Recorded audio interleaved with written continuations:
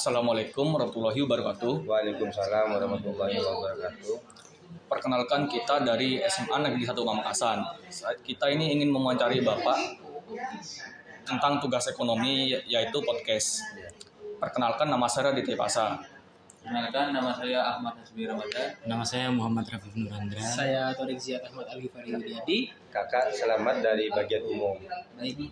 Baik, Mungkin bisa adik-adik bisa kakak bantu. baik. Jadi kita ingin mewawancari Bapak tentang tugas ekonomi. Bagaimana sejarah berdirinya PDAM? Bisa dijawab ya. Ya.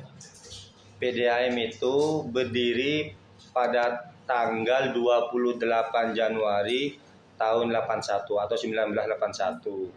Itu disahkan oleh Bupati Pamekasan waktu itu nama masih tingkat 2. Kalau saya kan sudah Kabupaten Pamekasan. Ya.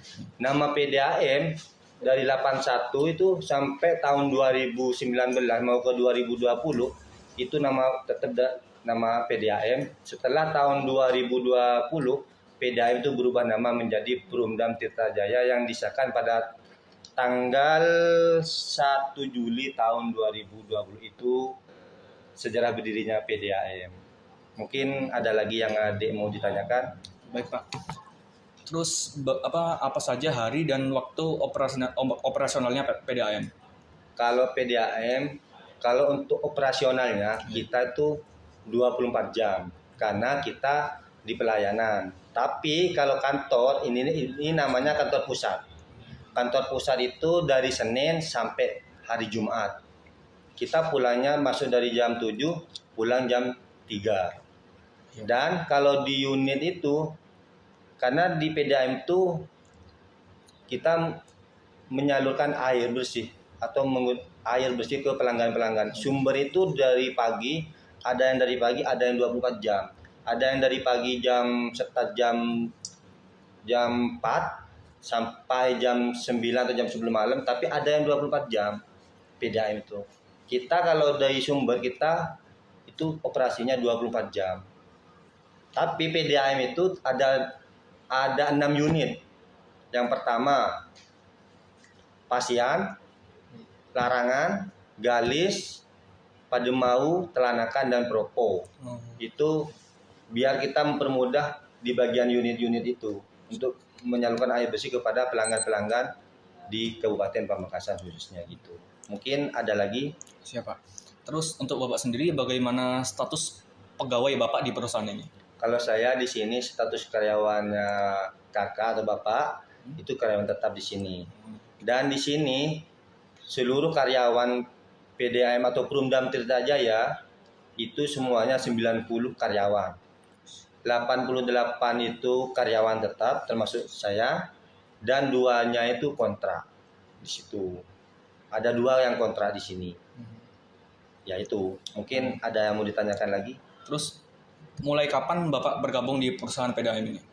Kalau saya tuh bergabungnya di sini dari tahun 2014 sampai sekarang. Terus apa jenis badan usaha yang dimiliki oleh PDAM? Jenis usahanya di sini penyaluran air bersih kepada masyarakat Kabupaten Pamekasan.